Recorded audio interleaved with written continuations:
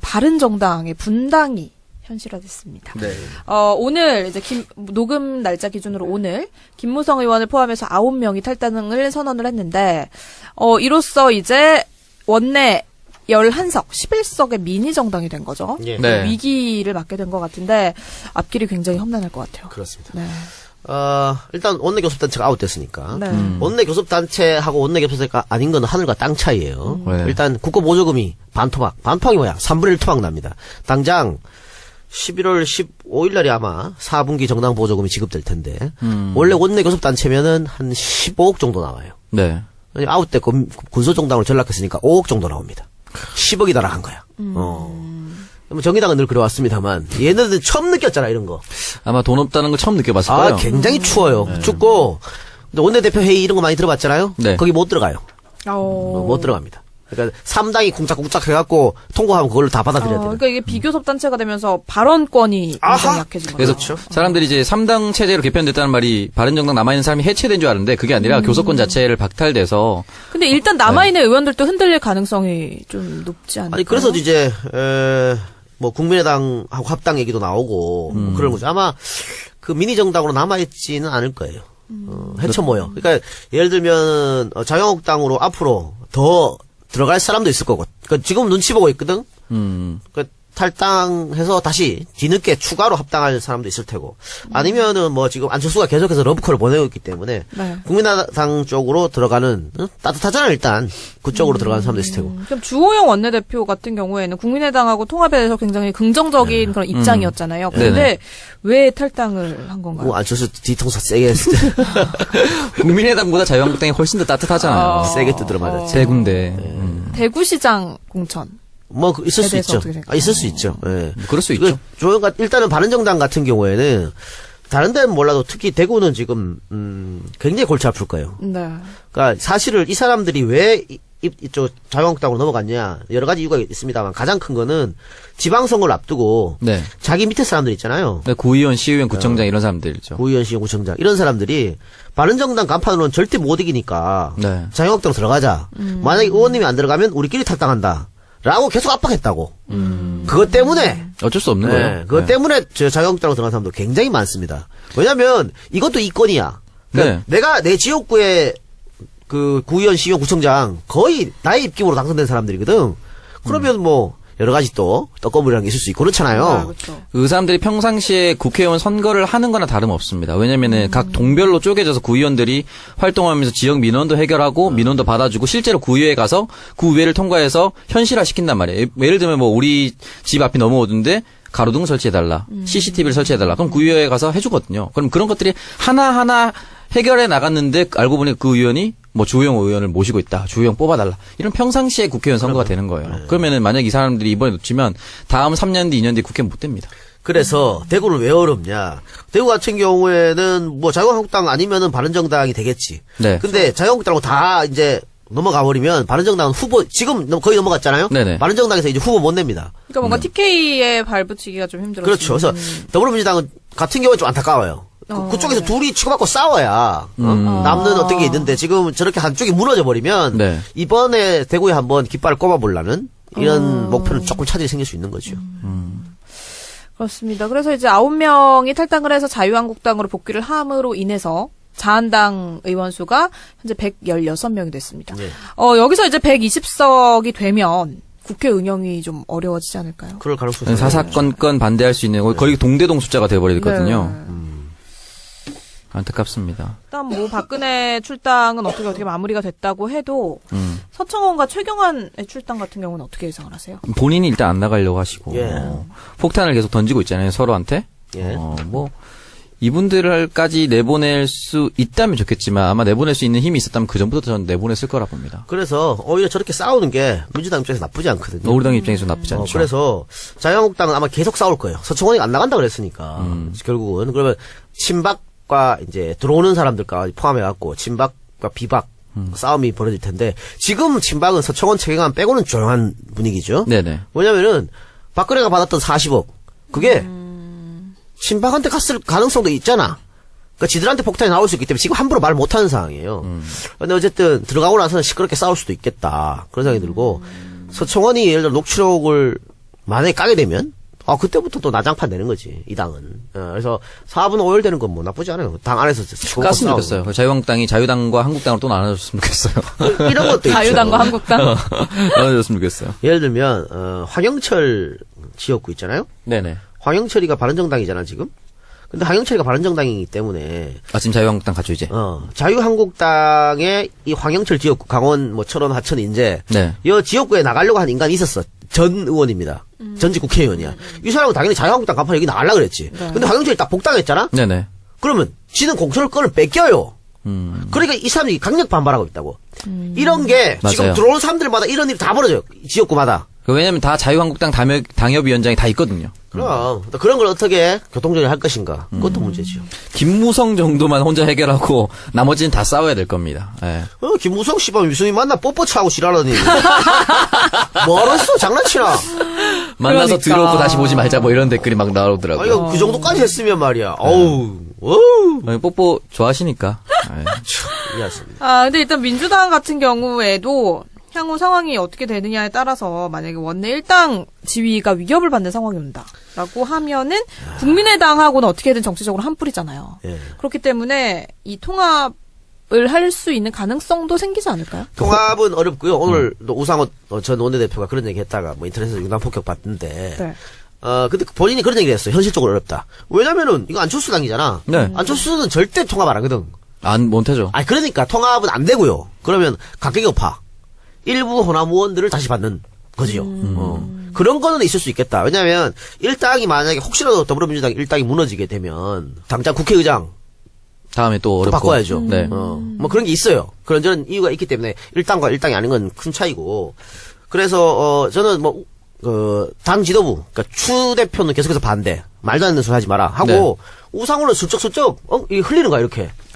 일부는 받을 수 있다. 그러면 국민의당이 지들끼리 싸울 거 아니야. 그렇죠. 야 우상호가 저렇게 흘렸는데 야 우리가 한번 딱 까면 또 안철수가 닥치고 있어. 이렇게 지금 유성엽이하고 지금 안철수하고 붙은 게 바로 그거잖아요. 네. 유성엽이가 그 단체 카톡방에 안철수를 존나 깠다고. 적폐청산 그만하자는데 뭐 하는 짓이냐 이러면서. 그러니까 안철수가 싫어 나가 이랬단 말이야. 그러니까 그러면 그럴수록 국민의당에 남아 있는 구민주당 계열 사람들은 안철수랑 같이 있기 어렵죠. 반박할 수밖에 없죠. 그것도 이삭 죽기. 뭐 문제 있어? 그런데 민주당이 아주 구애를 해버리면 그것도 난감하거든. 그럴 필요 없고 투트랙 난 나쁘지 않다고 봐요. 일단 안철수 대표 같은 경우에는 바른정당의 분당에 굉장히 실망을 하고 있는 것 같고 실망을 하고 있으면서도 계속해서 또 수파를 보내고 있어요. 그 유성엽 같은 혹은 박지원 같은 구민주당 사람들은 갈 테면 가라 이런 스탠스면서 계속 그쪽을 잡고 있거든. 바른정당에서도 추가로 탈당하는 사람들이 나오게 되면 그렇게 많지는 않다고 보고 일단 남아있는 사람이라도 끌어들이자 이 생각 같아요. 그러니까 아마 안철수 같은 경우는 우클릭 호남을 이제 버리는 스탠스가 아닌가. 거의 그러고 있죠. 그런 생각이 들어요. 어차피 이번 지방선거 다음 총선 다 호남의 마음을 못 얻는다. 아마 이런 생각을 하지 않을까. 그래서 자유한국당을 대표하는 우파가 무너지려면 거기를 그 스탠스를 자기가 차지하겠다. 난 이런 생각이 있을 수도 있다고 봐요. 그러면서 다음 대권에 도전하는. 왜냐면 지금 스탠스면 자유한국당은 다음 총선에 무너지게 돼 있거든. 그렇죠. 그러면 민주당이 한 180석 이상 갖고 가더라도 나머지 갖고도 지금 국민의당 수준 한 40석 갖고도 할 수 있거든. 그러면 1대1로 싸움하면. 네. 그런 생각을 하고 있잖아요. 그렇습니다. 그래서 안철수 대표 같은 경우에는 최근에 적폐청산 작업을 두고도 문재인 정부가 정치 보복을 하고 있다라는 발언을 계속을 하고 있는데 이렇게 정치적인 입장을 보면은 이분이 자유한국당에 입당을 할 것 같다. 그러니까 말이죠. 그런 생각이었으면 아마 안철수가 대통령 됐다면은 이명박 그대 정권에 문제점 하나도 안 팠겠다는. 아마 잘했다고 얘기할 수도 있어요. 끔찍스럽네요. 그랬기 때문에 유성엽을 비롯한 의원들이 발끈한 거죠. 그건 잘못된 발언이다. 그럼 냅둬야 돼 그거를? 그러니까 MB 아바타라고 해도 이제는 못 그러게. 그러니까 MB 아바타 맞네요. 네.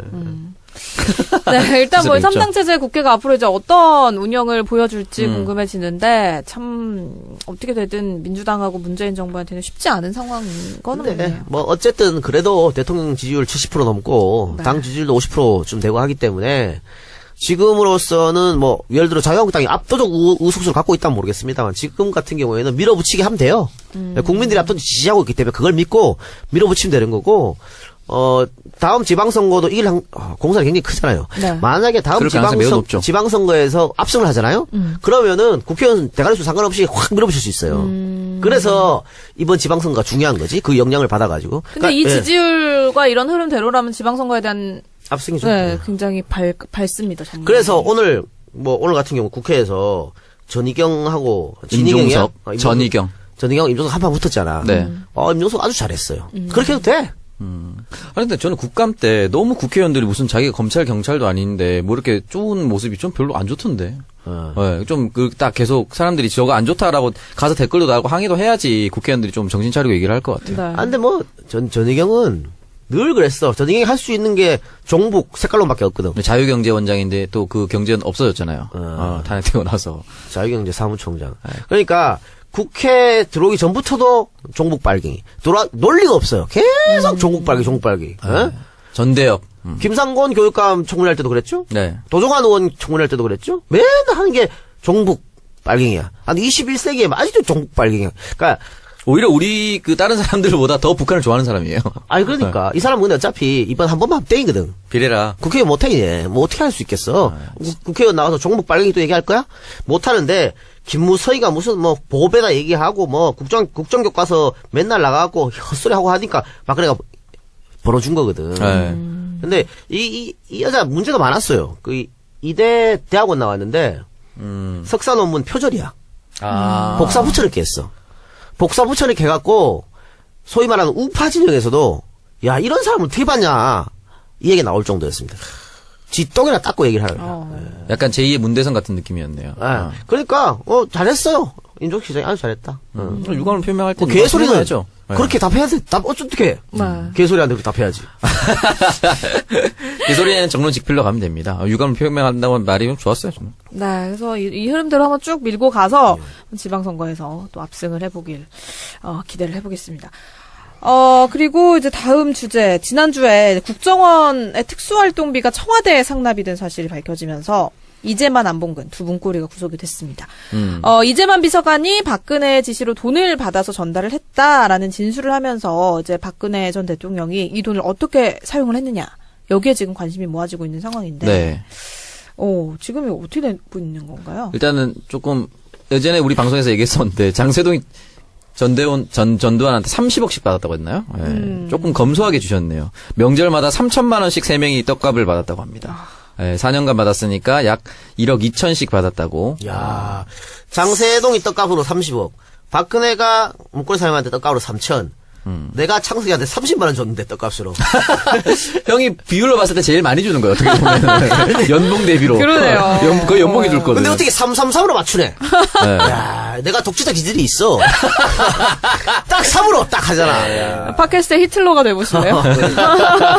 이미 그러고 있어. 이틀러로 그러니까, 하고 있습니다. 근데 이 돈이 국가정보원에서 빼돌려서 특수활동비를 빼돌려서 준 것이다라고 지금 나오고 있는 거죠. 이게 그런 거죠. 그래서 지금 국정원 마크를 미르로 바꾼 거 아닌가? 3천만 원씩 1년에 4번이니까 명절 8번 아니야? 네. 근데 이거 1년에 한 번씩 줬는 모양이네. 뭐 추석 떡값이나 설 떡값으로 줬겠죠. 네. 박근혜는 참 신정센다 그러더라고. 그래요? 그러니까 1월 1일 날 줬겠네. 그러면 1년에 1월 1일에 3천만 원씩 4번, 1억 2천 두 당. 신나게 지내고 싶다. 그래서 너 그때 내가 창석이 떡값을 오지 그랬어. 왜 안 왔어? 그러니까 나 몰랐지. 너는 300이었어. 괜찮다. 진심 어린 떡값이었겠네요. 1억 2천씩 3명이면 3억 6천만 원 아니에요. 근데 예를 들어 이 3억 이렇게 나한테 3억 6천씩 줬어요라고 하는 말을 이 3명이 동시에 다 대답해야 이게 그 진술의 신빙성이 있는 거잖아요. 네. 근데 셋 다 말이 좀 달라. 지금 뭐 재수의 딜레마 이런 게 있잖아요. 문고리 사명을 다 따로 조사한다고 검찰이. 그리고 야 이거 이 돈 어디에 썼어 물어보고 저기 딱 어디 썼어요? 저쪽에서는 그렇게 말 안 하던데? 이러면 머리 아파지거든. 혹은 저기서 다 털어놨어. 너만 틀리게 얘기해가지고. 그렇지. 말고. 그러면 털어올 수밖에 없어. 그러니까 지금 얘들도 머리 아플 거 어떻게 대답해야 할지. 그러니까 1억 2천씩 3명한테 3억 6천 줬다고 하는 사람, 셋 중에 한 명이 털어놓은 거예요, 지금. 그러니까 이게 아닐 수도 있다고. 그러니까 이제만 진술입니다. 그러니까 네. 두 사람이 아닐 수도 있기 때문에 이건 더 조사해 봐야 된다. 왠지 정호성 이 사람이 솔직하게 다 말했을 것 같아요. 근데 이거 보면, 이제만의 이런 진술이 뭐냐면은, 박근혜하고 완전 선 긋는 거야. 나는 살아야겠다. 왜? 다 박근혜가 지시해서 내가 받아가지고 박근혜한테 줬다. 그리고 어디 쓰는지 난 모른다. 이랬거든. 그리고 총무비서관 금고 안에 넣는 거 봤다. 근데 어디 썼는지 모른다. 이랬단 말이야. 그러니까 지금 돈이 어떻게 돼 있냐면요. 들어는 갔잖아. 네. 어디로 나갔는지 잘 모르는. 나오는 데가 없어. 들어가는 구멍은 있는데 나오는 구멍은 없다. 이게 참. 그러니까 40억 원이 들어갔는데 3억 6천만 출처가 그냥 겨우 밝혀진 거예요. 나머지 거의 한 36, 7억이 어디로 갔는지 모르는 거죠. 이거 현금이기 때문에. 어디 그래서 있겠죠. 이거는 조사를 해봐야 돼. 특히 박근혜가 대통령 연봉이 우리나라 한 2억쯤 됩니다. 2억. 네. 연봉, 대통령 연봉 2억인데 매년 신고하잖아요. 재산 신고. 네. 박근혜 재산이 안 줄어들었거든. 다 그냥 통장에 계속 넣어놨단 말이야. 근데 어떻게 이런 돈을 썼지? 만약에 이재만 증언이 맞다면, 게다가 최순실이한테 의상비, 이런 거 이영선 행정가인가? 네. 걔가 입닫고 자기가 있는. 박근혜한테 받아가지고 줬다 그러잖아. 그런 돈을 어디서 났지? 그것도 현금으로 줬으니까. 그래서 그러면 설마 뭐 마사지 받고 이런 돈도 전부 다 병원 가고 이런 돈도 이 특수활동에서 나온 게 아닌가? 라는 생각. 그러니까 이거는 조사해봐야 되는. 돈 뭐 조사하면 돈 흐름 조사하는 거 어렵지 않아. 네. 그리고 또 지금 나온 게 탄핵 심판 당시 변호사 비용을 5만 원권 현금으로 지급을 현금으로 했다고 총 얼마에 가? 수익률을? 전액 현금으로 10명에게 500만 원씩 5천만 원. 5천만 원. 네. 5천만 원을 현금으로 줬다. 네, 5만 가지고 원짜리로. 있었다. 그러니까 이것도 국정원에서 받은 게 아니냐라는. 의심은 할 수 네, 있는데요. 의심을 하고 저는 있어요. 이걸 가지고 뭘 하는 게 좀 이해가 안 되는 게 뭐냐면 변호사비를 현금으로 안 주면 뭘로 줘요? 당장 수표로 줍니까? 예? 아니면 뭐 카드. 10년 만기 국고채로 줍니까? 카드 결제. 카드 결제하면 되네. 오, 카드 결제가 있었네. 법무법인으로 카드로. 근데 변호사가 많죠. 10몇 명 되잖아. 네. 그럼 다 카드를 한 장 줘갖고, 야, 돈 날아가면 사는 게 싫어. 근데 이거는, 뭐, 현금으로, 나 같아도 현금으로 줬을 것 같아. 근데, 다만, 계좌로 쏴주지 않고, 직접 줬느냐. 이거는 그럴 수 있지. 계좌로 쏴면 제일 편하잖아. 누가 전화기 붙들고 딱딱딱딱. 계좌로 쏠려면 어딘가에 출처가 명확한데. 그거죠. 또 계좌로 쏘게 되면 기록이 남기 때문에 네. 변호사들이 신고를 해야 돼요. 내가 수임료 이만큼 받았습니다. 계좌로 쏘길 수가 없잖아. 그거 부가세 내야 되고 다 세금 내야 되고. 근데 현금으로 좀 속일 수가 있다고. 이런 것 때문에 통장으로 안 싸주고 직접 전달한 거 아니냐. 또 그 냄새가 나는 돈이니까 직접 준 게 아니냐. 이렇게 지적할 수 있겠죠. 여러 가지 정황상 의심할 수밖에 없는 상황인 거죠. 그렇죠. 그리고 이제 최순실한테 전달이 됐던 의상비나 미용시술비 이런 것도 이런 관련된 돈으로 사용한 게 아니냐라는 추측도 좀 같이 나오고 있거든요. 자, 그리고 장시호가 왜 그런 증언했잖아요. 최순실하고 특검에서 이야기하는 도중에 검사가 잠깐 자리 비운 사이에 최순실이 박근혜 집에 가면 금고가 있고 거기에 돈이 있으니까 2층 금고에. 그 돈 가지고 유연이라. 유라하고 이렇게 케어해라 네가. 그래서 그때 박근혜 집을 압수수색 해야 되는 거 아니냐라는 말이 많이 있었습니다만 못했습니다. 당시 검찰이라도 이게 전직 대통령 압수수색 만약에 해갖고 아무것도 안 나오면 좆되는 거거든. 바로 끝나는 거죠. 그런 부담감 때문에 못했단 말이야. 근데 지금 이렇게 돈이 막 얘기가 나오니까 지금 그러면 내곡동 박근혜 자택 압수수색 해야 되는 거 아니냐 이런 말이 있어요. 네. 이런 말이 있는데 기사에도 막 나오고 있죠. 검찰 박근혜 내곡동 압수수색 검토 이렇게. 나 어쩌라고 씨발. 야, 너 내 집 압수수색한다? 그러면 어떻게 해? 다 치우지. 그쵸. 안 그래? 하려면은 그냥 바로 쳐야지. 뭐 나 같아도 혹시 몰라서 급습하죠, 치우겠다. 급습. 급습해야죠. 야, 압수수색 한다? 하고 하는 사람이 어디 있어요. 그러니까, 물론 지금이라도 해야 되는 게 맞아. 그때 지금 못했지만. 상황에서 남아있을 리가 없지. 그러니까, 뭘 이런 걸 얘기를 하고 그냥 빨리 쳐버려야지. 그런 점이 좀 아쉬워요. 네, 그리고 이제 지난 금요일에 추명호에 대한 구속영장이 발부가 되면서 마지막 남은 우병우에 대한 수사 기대감을 모으고 있습니다. 네. 이제 오늘 우병우가 또 재판에 출석을 하시면서 기자들에게 같은 질문하느라 고생하신다 라면서 또 웃음을 보였다는데 여유가 있으세요 항상 이거 이분은. 여유보다는 좀 조롱 같은데. 절대 못 잡을 거야. 라고 아직도 생각을 하나 봐요. 내가 어떻게 다 그거를 막 숨겼다 이런 건가요? 이거 보면 없앴다? 우병우도 정무 감각이 없는 거지. 이게 왜 좆됐다 하는 건 사실은 제일 빨리 촉이 오거든, 사실. 어? 야, 내가 뭐 해서 성공하겠다 이거보다, 야, 좆됐는데? 이런 건 촉은 정말 사람이 본능적으로 빨라요. 네. 아직 그걸 못 느끼고 있다. 추명호가 지금 붙잡혀갔기 때문에요. 우병우는 시간 문제입니다. 그러네요. 예, 그럼요. 추명호 씨한테 뭐 연락해놨겠죠. 정신줄을 놨나? 아니, 추명호도 지 살아야 될 거 아니냐, 지금 막, 박근혜 문고리 사인방도 자기가 살라고 저러는데, 추명호도 지가 살아야지. 그쵸. 봐요, 분명히 다, 우병우가 다 지시해서 그랬다라고 말 나올 거예요. 방법이 없는 거야, 이거는. 우병우도 결국은, 나는 모른다. 밑에서 알아서 했고, 위에서 시켰다. 이걸로 빠져나간 거거든. 결국은, 추명호도 다 불 거다. 그런 네. 생각입니다. 그리고 지금 이제 국정원 수사 방해를 도왔던 검사 출신의 장호중, 변창훈, 그리고 이재영 이 3명에 대한 구속영장 실질 검사도 진행 중에 있는데요. 네. 이 장호준 전 지검장은 신문 출석을 포기를 했고 나 같아도 포기합니다. 네. 쪽팔리게, 씨. 변창훈 검사 같은 경우는 오늘 법원 출석을 앞두고 투신을 해서 중태에 빠졌는데 결국 사망했다고 하죠. 일단 국정원 직원에 이어서 두 번째 자살인데 국정원 직원 변호사 자살했고. 네. 네. 근데 국정원 직원 변호사는 굉장한 압박을 받았다. 뭐 이런 얘기가 있고요. 일단 변창훈 검사 같은 경우에는 아까도 우리가 뭐 스카이 얘기도 했습니다만 어릴 때부터 신동으로 소문났을 거 아니야? 다 칭찬만 받고 엘리트로 숭숭장구했을 거 아니야? 처음으로 위기를 맞은 겁니다. 이런 사람들 위기를 잘 못 버텨요. 이거 다 무너진다고 생각은 자기가 지금껏 어렵게 쌓아왔다는 게. 그리고 우리 식구라고 표현하죠. 조직 문화. 검찰의 조직 문화. 근데 지금 검찰에서 장호중, 변창훈, 이재영 이 사람들의 동정론이 하나도 없어. 우리 조직 뒤통수 친 거거든, 이 인간들이. 네. 네. 자, 배신자 중에 상배신자야. 그쵸. 어떻게 국정원에 가서 우리 지들 출세하려고 우리 조직 뒤통수를 쳐? 너무 부끄럽다. 그래서 새끼 검사까지도 속가시 한다고 지금. 그러니까 그런 상황에서 본인이 뭐 조사받고 이런 건 아마 견디기 어려웠을 것이다. 아래 위로 심적으로 기댈 공간이 아무것도 없었던 거죠. 뭐 지금부터 음모론 나온 건 또 이런 거죠. 옛날에 그 외부자들, 내부자들 영화. 내부자들처럼. 뭐 동영상 하나 받고 이렇게 뛰어내렸다. 뭐 그런 느낌? 그 영화에도 보면 저 검찰 조사 직전에 네네. 성매매 동영상을 탁 보내잖아. 그 은행회장 성명관이 걔가 마음이 약해가 이렇게 한번 하면은 동영상 그 섹스한 영상 보고 바로 자살합니다. 바로 자살하잖아. 네. 나는 이해가 안 가는데. 보내면은 어쩌라고. 유포해. 유포해. 방금 말씀하셨잖아요. 잘 나가기만 해서 그런 거 받아보면 정신줄 놓는다고. 유포해 하면 할 수 있을 것 같아요? 못하죠. 절대 못합니다. 어떻게 하면 유포해 그거를. 그러게요. 자기도 걸리는데 못해요. 사람들이 그런 게 없어.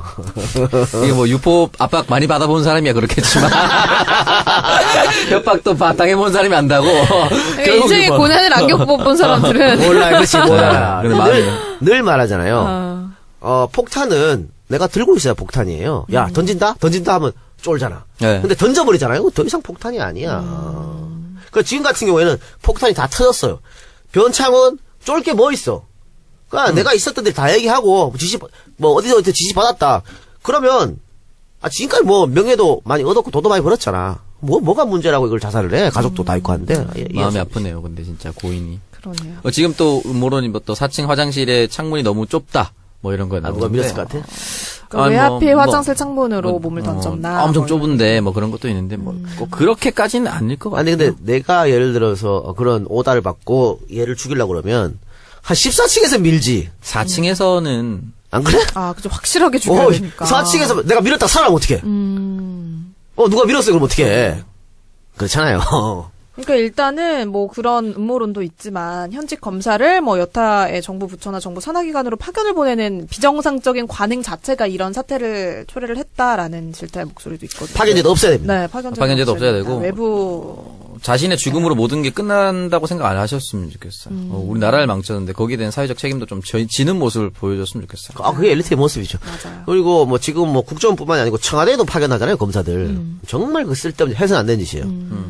정말 청와대에서 법률 자문이 필요하면 변호사 공채하면 되잖아. 그렇죠. 아니면 검찰 출신 변호사 뽑으면 되는 거고. 왜 현직 검찰을 데리고 가갖고 이상한 짓을 시켜? 당연히 그러면 권력의 눈치를 봐요. 지금 국정원 파견 검사들도 국정원 눈치를 봐야지 않아? 네. 그래야 진급하기 좋으니까. 우병우한테 파견된, 민정수석한테 파견된 검사들도 우병우한테 잘 보여야 내가 진급하잖아. 그러니까 다 이상한 짓 한 거란 말이야. 파견제도 없애야 돼요, 이거는. 또 우리 국민들이 수사하라고 씨발 검사, 세금 줘서 검사 시켰지. 파견 가라고 이직거리 하라고 시켰습니까? 말이 안 되는 거예요. 네, 그리고 오늘 이제 김재철 전 MBC 사장도 검찰에 소환이 됐다고 하더라고요. 네. 그러면서 이제 김장겸 해임안도 방문진에서 처리가 될 예정이라고 하는데 MBC 같은 경우에는 이번 주 녹음 날짜 기준 이번 주를 기점으로 파업이 다 마무리가 될 것 같습니다. MBC 아웃되면 뭐. 네. 네. YTN도 세상이 새로 교체됐는데 네. 말이 많더라고, 거기는. 아, 그래요? 예. 그래서 일단 YT의 사장 임명 구조가 공기업이잖아요, 거의 다 지분을. 네. 근데 공기업 사장들이 뭐 공석도 있습니다만 박근혜 때 임명된 사람이 많거든. 그래서 저런 사람을 한 거 아닌가. 뭐 그런 얘기도 있는데 지금 YTN 사장 임명된 사람이 권력에 따라 흐르는 사람이다. 그래서 별 문제 없을 것이다. 이런 얘기도 있어요. 아, 약간 이철성처럼. 뭐 그렇지. 저 오늘 YTN에서 방송하는 사람으로서 이렇게 말하면 안 되는 거 아닌가? 아니, 그 사람이 빨리 날라가야 형이 사장할 수 있는 건가요? 지금 사장 됐는데 뭐. 그래도 뭐, 그 사람 임기 언젠가 끝나니까. 어쨌든 뭐, 그것도 뭐 어떻게 할지 노조에서 어떤 반응을 보일지 좀 지켜봐야 될 것 같고요. 네. 하여튼 MBC는 이제 거의 다 왔다. 거의 다 왔다고 보고 네, 빨리 복귀해서 수고 많으셨습니다. 예. 지금 MBC 잃어버린 위상을 찾아야죠. 연말에 좀 따뜻한 연말 보내셨으면 좋겠어요, MBC 직원들이. 네. 네. 진짜 고생 많이 했습니다. 그러면 네, 그리고 다음 주제로 넘어가 볼게요. 지난 주말에 이제 한샘의 사내 성폭행 사건을 두고 온라인이 굉장히 뜨겁게 달아올랐습니다. 이게 진짜, 네. 네, 일단 뭐 피해자와 가해자가 각각 온라인 게시판에 글을 남기면서 자신들의 입장과 사실관계에 대해서 얘기를 하고 있는 상황인데 성폭행 자체에 대해서 서로 주장이 지금 엇갈리고 있거든요. 그러니까 이게 보니까 한 신입 직원이 한 회사에서 각기 다른 3명의 남성으로부터 3차례 성희롱, 성폭행, 성추행 당했다는 거 아니에요? 예. 어떻게 이런 일이 벌어질 수 있을까? 그러니까요. 근데 일단 한샘이라는 회사가 여성 직원이 많대요. 가구. 예, 많고 보니까 거의 회식 자리에서 문제가. 네. 와, 진짜 내가 이런 것 때문에 안 가 회식을 안 합니다. 아, 내가 할까봐. 나 자신을 못 믿어서? 아예 회식을 안 합니다. 아예. 이런 것 때문에. 어쨌든 첫 사건이 아마 수습 때. 네. 이거는 동기 맞나요? 네, 동기 맞습니다. 동기. 그러니까 신입사원 교육 중에 동기 남자가 화장실에 몰래 카메라를 설치. 미친 새끼 이거. 그러니까 이 정상적인 사고관으로 어떻게 이런 일을 할 수가 있나? 그것도 왜냐면은 회사에 처음에 들어간 신입사원들은 어떻게든 그 수습 기간에 처음 잘 보여서 좋은 부서 배치받고 선후배 관계 잘하고 이렇게 하는 걸 꿈꾸거든요. 그 시간에 이걸 했다는 건 완전히 진짜 정신 나간 거예요. 이것도 회식 때죠. 회식 교육 때. 후 회식 중에. 교육 후 회식 때. 그러니까 피해 여성이 화장실 갔는데 그 동기가 따라간 거 아니야. 저 시간에? 그래 놓고는 그 옆칸에서 볼일 보는 옆칸 위에 올라가서 카메라를 들이밀었다는 거거든. 진짜. 격 떨어져. 근데 어쨌든 이 남성은 지금 구속됐죠? 네. 뭐 당연한 일이고. 바로 잘렸습니다. 근데 그 문제는 얘가 동종 전가가 있더만. 그 남자가. 네. 그래서 지금 집행유예 기간이야. 집행유예 기간인데 또 범죄를 저질렀기 때문에 이건 가중처벌입니다. 바로 구속이죠. 얘는 앞으로 좀 오래 빵에 살아야 될 것 같고요. 네. 근데 갔다 와도 또 올 것 같아. 네. 이러니까 정신을 집행유예 기간에 어떻게 이런 짓을 하지? 평생. 국가에서 주는 또 예쁜 발찌도. 네. 근데 문제는 집행유예 기간에 있는 사람을 한샘에서 왜 뽑았냐? 이런 거잖아. 아니, 걸러야지. 범죄기록부를 주는 걸로 알고 있는데. 안 줘요. 안 줘요? 걸릴 수 있는 방법 없습니다, 이거. 들어갈 때 주지 않나요? 어떻게 들어갈 때 줘요? 입사할 불법이에요, 때. 그거. 아, 그래요? 이거 범죄 기록 사실을 줘야 하는 거는 네. 공공기관, 네. 본인, 그 다음에 특수. 이거 본인한테 내라고 하지 않아요? 그러니까 들어봐요. 네. 특수관계인 직업. 예를 들어서 어린이집 원장을 해야 돼. 그런 경우는 떼서 국가에 제출하고 이래야 됩니다. 네. 그러니까 그러니까 공공기관 아니고 본인 아니면 제출 안 돼요. 회사에서 이번에 신입사원 뽑았는데 이런 사람들 조회 좀 해주세요라고 경찰에 그러면 안 말할 되죠. 수 없어요. 그건 네네. 불법이에요. 네. 그래서 요즘에 어떻게 하냐면 아까 창석이가 말한 것처럼 네가 떼와 그런다고. 네가 떼와 그러는데 이 자체가 불법이야. 본인만 볼 수 있는 거예요, 이거는. 네. 그리고 네가 떼와 이렇게 해갖고 이거 우리 저 인권이래. 근데 절대 하지 말라 그랬다고. 그러니까 회사에서 이거 할 방법이 전 없다고 봐요. 이걸 걸어낼 수가 없어요. 강제할 수 있는 방법이 없다. 왜냐면 이거는 그러면은 범죄 한번 저지른 사람 벌금형도 전가잖아요. 어쨌든. 네. 그러니까 뭐 벌금형이든 어쨌든 그 사람은 평생 아무런 직업도 못 갖는 거잖아. 예? 사회 재진출을 다 막아가 버리니까. 그렇지. 그건 옳은 거야? 이런 논란이 있기 때문에 이걸 안 한다고. 그래서 이 문제 가지고 왜 그 집행유예 이사를 뽑았냐고 하는 거 가지고 하는 것은 회사를 욕하는 것은 좀 무리가 있다. 어떤 회사든 지금 할 수 그거 없으니까. 못해요. 어떻게 그래요? 그리고 지금 일단 이 성폭행 자체에 대해서도 가해자와 피해자 입장이 전혀 다른 얘기가 지금 그러니까 나오고 이게 있고. 이게 두 번째입니다. 첫 번째 사건은 그렇게 끝났잖아. 이 사람 잘리고 가해자 아버지도 오셔서 사과하고 이렇게 다 끝났던 거예요. 그 세 번째 사건이 있는데 세 번째 가기 전에 문제는 세 번째 사건도 어쨌든 잘렸잖아 그 사람이. 네. 네네. 그리고 경찰 조사 끝났네. 좀 더 할 것 같아. 계속 하고 있는 거예요. 그래서 만약에 정말로 속폭행 시도가 있었다면 그 사람 법적 처벌 받으면 되지. 근데 문제는 두 번째 사건입니다. 왜냐하면 이 두 번째 사건은 가해자하고 피해자 진술이 엇갈리고 있어요. 네. 일단 카톡 내용까지 올렸는데 카톡에 전문이 올라왔어요. 이것만 보면 또 성폭행이 아닐 수도 있는 것 같아요. 그리고 애매해요. 그날 당일 말고 그 전날 카톡 내용도 있거든요. 뭐 네네. 집에다 태워주고 이런 것. 네. 그런데 피해자가 맨 처음에 글을 쓸 때 그런 걸 다 뺐단 말이야. 그래서 이것만 보면 좀 이상하지 않아? 또 이렇게 말할 수 있고. 그렇죠. 처음에 그 글을 썼을 때 모텔에 그 종업원한테 신고해달라고 했다 이런 것들. 근데 경찰이 조사해보니까 그런 적 없다 그러거든. 네. 그리고 이 여성이 한번 진술을 번복했던 것. 네. 이런 것 때문에 불기소가 났어요. 경찰 다 불기소했는데 이처럼 증언이 엇갈리면요. 증언이 엇갈리면 맨 처음에 뭐 하냐면 경찰이 증거를 찾아요. 증거가 뭐 있겠어요, 근데. 단둘이 그랬는데. 증거라고 할 수 있는 거는 모텔 CCTV야. 그러니까 출입구에 있는 그렇지. CCTV예요. 모텔 CCTV 보면 함께 들어갔는지, 거의 뭐 강제적으로 들어갔는지, 뭐 인사불성에 들어갔는지 파악할 수 있잖아. 네. 두 번째는 모텔 직원의 증언입니다. 요런 게 이제 객관적 증거잖아. 네. 근데 경찰이 요 두 개 객관적 증거를 보니까, 이거를 뭔가 강제로 끌고 왔거나 이렇게 좀 애매한. 그래서 불기소 처분을 한 거예요. 그리고 이게 만약에 이것도 없다 그러면 이런 증거도 없다 그러면 그 피해 여성의 일관된 피해 진술. 근데 아까 얘기했지만 한번 번복했단 말이야. 그리고 경찰 전화도 안 받고 이런 것 때문에 불기소 처분했어요. 그래서 지금 이 사건을 하여튼 그 피해 여성이 다시 한번 수사해달라고 요청한다고 하는데 네. 지금 상황에서는 글쎄요. 또 다른 증거가 혹은 또 다른 목격자가 나오지 않는 이상은 쉽지 않을 것 같습니다. 그 인사 담당자가 처음에는 이제 또 징계 해고 결정이 났는데 이 사람이 이제 억울해가지고 카톡 내용 다 공개하고 이렇게 네, 했던 거예요. 네. 이 과정에서 진술 번복이 있었는데 그 성폭행이라고 주장했었던 그날 이후에 여성과 그 인사 담당자와의 카톡 내용이 지금 있잖아요. 그러니까 물론 좀 행설수설한 부분도 있긴 한데 어쨌든 내용이 크게 이상한 부분이 없이 흘러간 정황들이 있어가지고 네. 합의하에 했었다 뭐 이런 걸로 해서 그 사람은 징계 해고해서 이제 정직 3개월로 조금 완전히 줄어들었죠. 일단은 뭐 재수사에 들어가게 되면 수사 결과를 지켜봐야 될 것 같은데 그러니까 우리는 뭐 몰라요. 네. 수사 결과를 지켜봐야 되지. 뭐 네. 우리가 뭐 할 말이 있습니까? 일단 회사 측의 대응 자체에 대해서는 불매 운동까지 지금 벌어지고 있다고 하더라고요. 왜냐면은 그 세 번째 성폭행 시도했던 인사팀장 네, 인사팀장. 그 인간이 무말을 시도한 거거든. 이건 있을 수가 없는 일이지. 그러니까. 네, 이 사람이 뭐 알아서 징계를 내려버리고 그랬잖아요. 자기가 부산으로 불러서 성폭행을 하려고 했는데 여자가 그냥 나가버리니까 그 다음날 징계를 갑자기 확. 그러니까 인사팀장 이런 짓거리는 회사 책임이죠. 완전 회사가 욕 얻어먹을 만하다. 그렇게 볼 수 없을 것 같습니다. 그리고 또 하나 중요한 건 지금 한샘 사장이 검찰 수사 받겠다. 어떤 것도 다 받겠다. 또 적절하게 처리하겠다. 네. 재발 방지하겠다 했거든. 일단 이거 봐야죠. 어떤 재발 방지 대책을 세울 것인지. 아까 말했지만 사내에 여성이 많다 했잖아요. 이런 일이 또 안 벌어지려면 보장 없잖아. 그렇죠. 그리고 대한민국 구조상 또 위에는 또 남자들이 많이 올라와 있을 거라고. 네. 네. 우리 계저씨들이 충분히 가능하거든.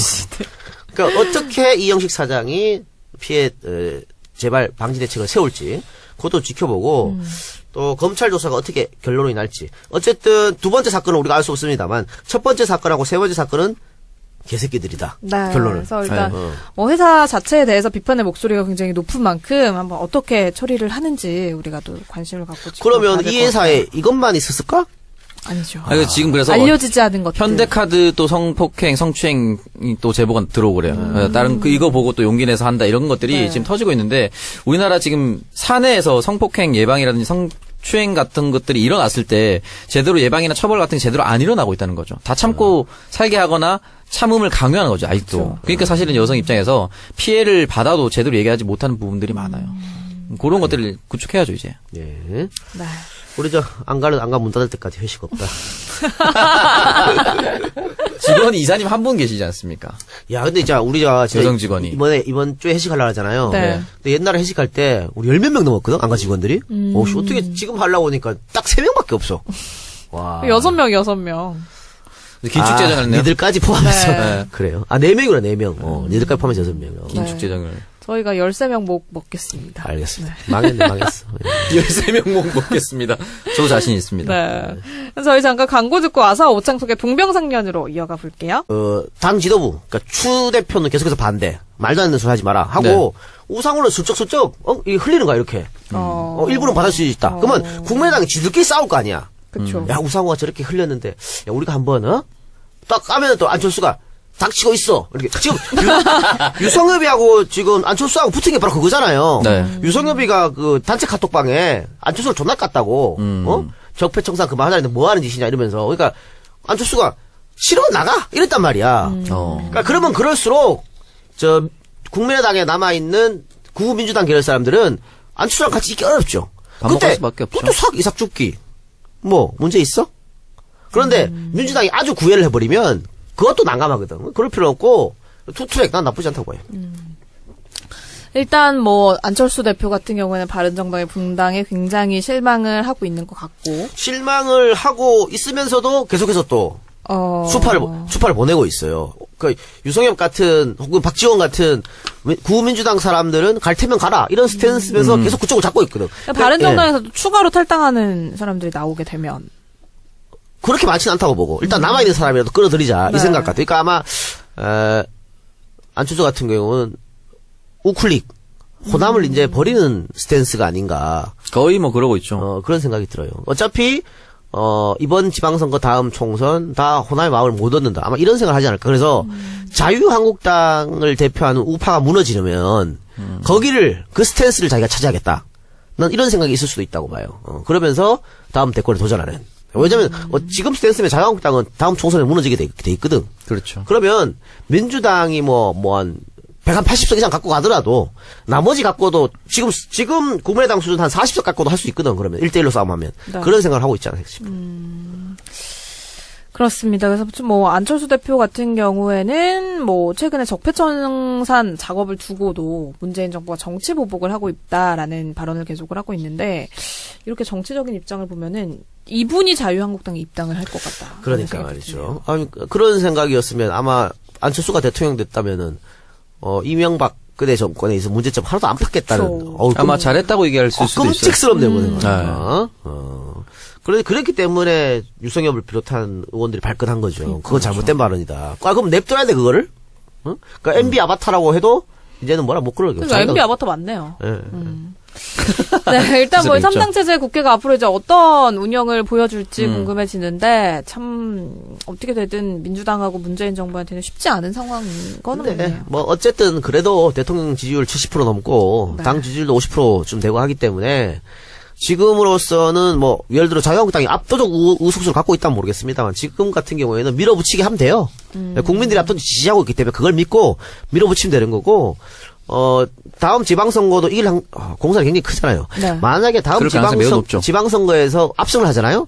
그러면은 국회의원 대가리수 상관없이 확 밀어붙일 수 있어요. 그래서 이번 지방선거가 중요한 거지. 그 영향을 받아가지고. 근데 이 지지율과 이런 흐름대로라면 지방선거에 대한 압승이죠. 네, 굉장히 밝습니다. 정말. 그래서 오늘 같은 경우 국회에서 전희경하고 임종석, 전희경. 임종석 한판 붙었잖아. 네. 임종석 아주 잘했어요. 그렇게 해도 돼. 아니 근데 저는 국감 때 너무 국회의원들이 무슨 자기가 검찰 경찰도 아닌데 뭐 이렇게 좋은 모습이 좀 별로 안 좋던데. 네, 좀 딱 계속 사람들이 저거 안 좋다라고 가서 댓글도 달고 항의도 해야지 국회의원들이 좀 정신 차리고 얘기를 할 것 같아요. 네. 근데 전희경은 늘 그랬어. 전희경이 할 수 있는 게 종북 색깔론밖에 없거든. 자유경제원장인데 또 그 경제는 없어졌잖아요. 탄핵되고 나서. 자유경제 사무총장. 그러니까 국회 들어오기 전부터도 종북 빨갱이. 놀리가 없어요. 계속 종북 빨기. 전대협.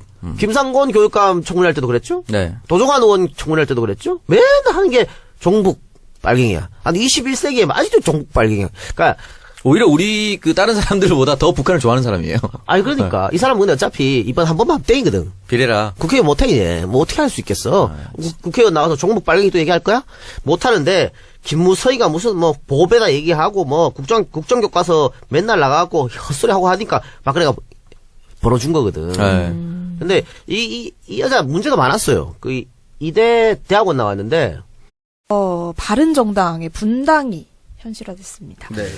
오늘 이제 녹음 날짜 기준으로 오늘 김무성 의원을 포함해서 9명이 탈당을 선언을 했는데 이로써 이제 원내 11석, 11석의 미니 정당이 된 거죠. 예. 네. 위기를 맞게 된 것 같은데 앞길이 굉장히 험난할 것 같아요. 그렇습니다. 네. 일단 원내 교섭단체가 아웃됐으니까. 네. 원내 교섭단체하고 원내 교섭단체가 아닌 건 하늘과 땅 차이예요. 네. 일단 국고보조금이 반토막이 뭐야? 3분의 1 토막 납니다. 당장 11월 15일 날이 아마 4분기 정당 보조금이 지급될 텐데 원래 원내 교섭단체면은 한 15억 정도 나와요. 네. 아웃됐고 군소정당으로 전락했으니까 5억 정도 나옵니다. 10억이 날아간 거야. 뭐 정의당은 늘 그래왔습니다만 얘네들 처음 느꼈잖아 이런 거. 아마 돈 없다는 걸 처음 느껴봤을 거예요. 굉장히 추워요. 춥고 근데 원내대표 회의 이런 거 많이 들어봤잖아요. 네. 거기 못 들어가요. 못 들어갑니다. 그러니까 3당이 쿵짝쿵짝 해갖고 통과하면 그걸로 다 받아들여야 돼요. 그러니까 이게 비교섭 단체가 되면서 발언권이 굉장히 약해진 거죠. 그래서 사람들이 이제 3당 체제로 개편됐다는 말이 바른정당 남아있는 사람이 해체된 줄 알았는데 그게 아니라 교섭권 자체를 박탈돼서. 근데 일단 남아있는 의원들도 흔들릴 가능성이 좀 높지 않을까요? 아니 그래서 이제 뭐 국민의당하고 합당 얘기도 나오고 뭐 그런 거죠. 아마 그 미니 정당으로 남아있지는 않을 거예요. 해쳐 모여. 그러니까 예를 들면 자유한국당으로 앞으로 더 들어갈 사람도 있을 거고. 그러니까 지금 눈치 보고 있거든. 그러니까 탈당해서 다시 뒤늦게 추가로 합당할 사람도 있을 테고. 아니면은 뭐 지금 안철수가 계속해서 러브콜을 보내고 있기 때문에 네. 국민의당 쪽으로 들어가는 따뜻하잖아 일단 그쪽으로 들어가는 사람도 있을 테고. 그럼 주호영 원내대표 같은 경우에는 국민의당하고 통합에 대해서 굉장히 긍정적인 그런 입장이었잖아요. 그런데 네네. 왜 탈당을 한 건가요? 뭐 안철수 뒤통수 세게 했을 때 국민의당보다 자유한국당이 훨씬 더 따뜻하잖아요. 세게 두드려 맞았지. 세 군데. 대구시장 공천. 뭐 있을 수 대해서 있죠. 어떻게 생각해요? 있을 수 있죠. 예. 그럴 수 있죠. 조영가 일단은 바른정당 같은 경우에는 다른 데는 몰라도 특히 대구는 지금 굉장히 골치 아플 거예요. 네. 그러니까 사실을 이 사람들이 왜 이쪽 자유한국당으로 넘어갔냐 여러 가지 이유가 있습니다만 가장 큰 거는 지방선거를 앞두고 네. 자기 밑에 사람들 있잖아요. 네, 구의원, 시의원, 싸움이 벌어질 텐데 지금 친박은 서청원 최경환 빼고는 조용한 분위기죠. 네네. 왜냐면은 박근혜가 받았던 40억 그게 친박한테 갔을 가능성도 있잖아. 그러니까 지들한테 폭탄이 나올 수 있기 때문에 지금 함부로 말 못하는 상황이에요. 근데 어쨌든 들어가고 나서는 시끄럽게 싸울 수도 있겠다 그런 생각이 들고 서청원이 예를 들어 녹취록을 만약에 까게 되면 그때부터 또 나장판 되는 거지 이 당은. 그래서 4분 5일 되는 건 뭐 나쁘지 않아요. 당 안에서 깠으면 좋겠어요. 자유한국당이 자유당과 한국당으로 또 나눠줬으면 좋겠어요. 이런 것도 있죠. 자유당과 한국당. 나눠줬으면 좋겠어요. 예를 들면 황영철 지역구 있잖아요. 네네. 황영철이가 바른정당이잖아 지금. 근데 황영철이가 바른정당이기 때문에 지금 자유한국당 갔죠 이제. 자유한국당의 이 황영철 지역구 강원 뭐 철원 하천 인제 네. 이 지역구에 나가려고 한 인간이 있었어. 전 의원입니다. 전직 국회의원이야. 이 사람은 당연히 자유한국당 간판 여기 나가려고 그랬지. 근데 황영철이 딱 복당했잖아. 네네. 그러면 지는 공천권을 뺏겨요. 그러니까 이 사람이 강력 반발하고 있다고. 이런 게 맞아요. 지금 들어오는 사람들마다 이런 일이 다 벌어져요. 지역구마다. 왜냐면 다 자유한국당 당협위원장이 다 있거든요. 그럼 그런 걸 어떻게 교통정리 할 것인가. 그것도 문제죠. 김무성 정도만 혼자 해결하고 나머지는 다 싸워야 될 겁니다. 예. 김무성 씨발 유승민 만나 뽀뽀차하고 지랄하더니 뭐 알았어 장난치나. 만나서 그러니까. 들어오고 다시 보지 말자 뭐 이런 댓글이 막 나오더라고요. 이거 그 정도까지 했으면 말이야. 어우. 뽀뽀 좋아하시니까. 예. 이해했습니다. 근데 일단 민주당 같은 경우에도 향후 상황이 어떻게 되느냐에 따라서 만약에 원내 1당 지위가 위협을 받는 상황이 온다라고 하면은 국민의당하고는 어떻게든 정치적으로 한 뿌리잖아요. 예. 그렇기 때문에 이 통합을 할 수 있는 가능성도 생기지 않을까요? 통합은 어렵고요. 오늘도 우상호 전 원내대표가 그런 얘기 했다가 뭐 인터넷에서 융단 폭격 받던데. 네. 근데 본인이 그런 얘기를 했어요. 현실적으로 어렵다. 왜냐면은 이거 안철수 당이잖아. 네. 안철수는 절대 통합 안 하거든. 못하죠. 그러니까 통합은 안 되고요. 그러면 각계격파. 일부 호남 의원들을 다시 받는 거지요. 그런 거는 있을 수 있겠다. 왜냐하면 일당이 만약에 혹시라도 더불어민주당 일당이 무너지게 되면 당장 국회의장 다음에 또 어렵고. 바꿔야죠. 네. 뭐 그런 게 있어요. 그런저런 이유가 있기 때문에 일당과 일당이 아닌 건 큰 차이고. 그래서 저는 뭐 정장 이런 사람들이죠. 구의원, 시장, 구청장 이런 사람들이 바른정당 간판으로는 절대 못 이기니까 네. 자유한국당 들어가자. 만약에 의원님이 안 들어가면 우리끼리 탈당한다. 라고 계속 압박했다고. 그것 때문에 어쩔 수 없는 네, 거예요. 그것 네. 때문에 저 자유한국당으로 들어간 사람도 굉장히 많습니다. 왜냐면 이것도 이권이야. 그러니까 네. 내가 내 지역구에 그 구의원, 시의원, 구청장 거의 나의 입김으로 당선된 사람들이거든. 그러면 뭐 여러 가지 또 떡거물이라는 게 있을 수 있고 그렇잖아요. 그렇죠. 그 사람들이 평상시에 국회의원 선거를 하는 거나 다름없습니다. 왜냐면은 각 동별로 쪼개져서 구의원들이 활동하면서 지역 민원도 해결하고 민원도 받아주고 실제로 구의회에 가서 구의회를 통과해서 현실화 시킨단 말이에요. 예를 들면 뭐 우리 집 앞이 너무 어두운데 가로등 설치해달라. CCTV를 설치해달라. 그럼 구의회에 가서 해주거든요. 그럼 그런 것들이 하나하나 해결해 나갔는데 알고 보니 그 의원이 뭐 주호영 의원을 모시고 있다. 주호영 뽑아달라. 이런 평상시에 국회의원 선거가 되는 거예요. 그러면은 만약 이 사람들이 이번에 놓치면 다음 3년 뒤, 2년 뒤 국회 못 됩니다. 그래서 대구는 왜 어렵냐. 대구 같은 경우에는 뭐 자유한국당 아니면은 바른정당이 되겠지. 네. 근데 자유한국당으로 다 이제 넘어가 버리면 바른정당은 후보 지금 거의 넘어갔잖아요. 네네. 바른정당에서 이제 후보 못 냅니다. 그러니까 뭔가 TK에 발붙이기가 좀 힘들어요. 그렇죠. 그래서 더불어민주당은 같은 경우에 좀 안타까워요. 그쪽에서 둘이 치고받고 싸워야 남는 어떤 게 있는데 지금 저렇게 한쪽이 무너져 버리면 네. 이번에 대구에 한번 깃발을 꼽아보려는 이런 목표는 조금 차질이 생길 수 있는 거죠. 그렇습니다. 그래서 이제 9명이 탈당을 해서 자유한국당으로 복귀를 함으로 인해서 자한당 의원 수가 현재 116명이 됐습니다. 네. 여기서 이제 120석이 되면 국회 운영이 좀 어려워지지 않을까요? 그럴 가능성이 사사건건 반대할 수 있는 거의 동대동 숫자가 되어버리거든요. 네. 안타깝습니다. 일단 뭐 박근혜 출당은 어떻게 마무리가 됐다고 해도 서청원과 최경환의 출당 같은 경우는 어떻게 예상을 하세요? 본인이 일단 안 나가려고 하시고 예. 폭탄을 계속 던지고 있잖아요. 서로한테. 예. 뭐 이분들까지 내보낼 수 있다면 좋겠지만 아마 내보낼 수 있는 힘이 있었다면 그 전부터 저는 내보냈을 거라 봅니다. 그래서 오히려 저렇게 싸우는 게 민주당 입장에서 나쁘지 않거든요. 노후당 입장에서 나쁘지 않죠. 그래서 자유한국당은 아마 계속 싸울 거예요. 서청원이 안 나간다 그랬으니까 결국은 그러면 친박과 이제 들어오는 사람들까지 포함해갖고 친박과 비박